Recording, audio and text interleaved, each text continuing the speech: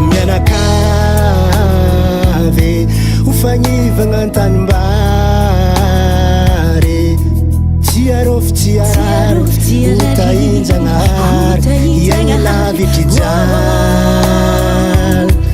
atsika jiaby mianakavy hofagnivagna an-tanimbary tsy arôfo tsy arary hotahinjanahary iagny lavitry jaly Saulunitan